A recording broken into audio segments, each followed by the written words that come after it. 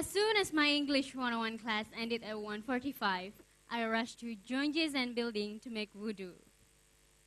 When I was in private school, we had a trough of fresh water to make the process of washing up for prayer much easier. Wudu is simple, but in a public place, it is no simple matter.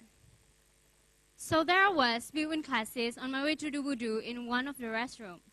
When I arrived at the bathroom, I performed my regular washing up for prayer in public restroom ritual.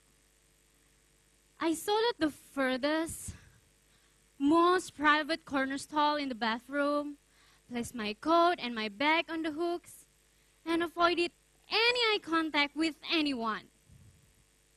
I took off my sweater and placed it on the top of my coat. I then carefully removed the straight pins that was attached to my hijab and hastily tucked the pins through the fabric of my bag. I then looked around.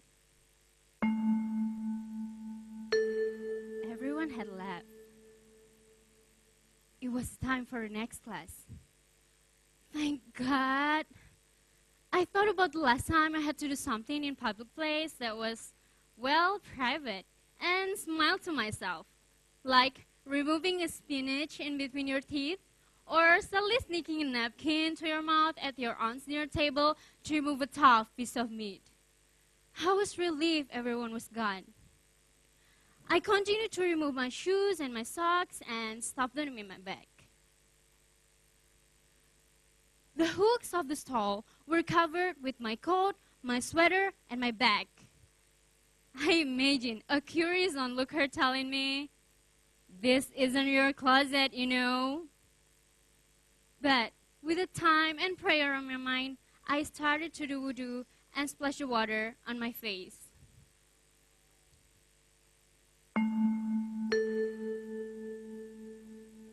As I washed my arms, I saw from the corner of my eye that someone had entered. It was a custodian. I knew I should have done my wudu quicker while no one was in the bathroom. I knew it. I knew someone would walk in. She began sweeping the floors.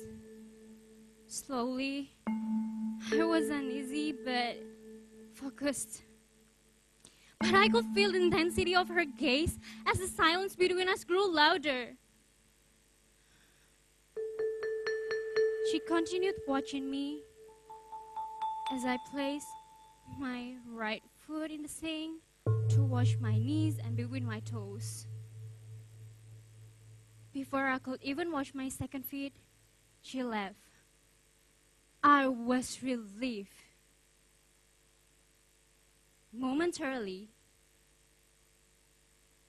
I heard someone's voice from the hallway. "She's putting her foot in the sink."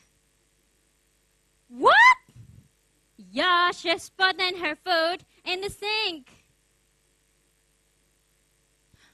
I could feel a blush of it across my face. Even the beats of my heart got louder, and my stomach began to flip from embarrassment. Then I thought, pull yourself together, Icha. I should have let someone tell me for wudu. Just then, a different custodian came into the bathroom by herself. By this time, I was done and I fixed my hijab. She tilted her head back and forth, examining my face and the entire bathroom.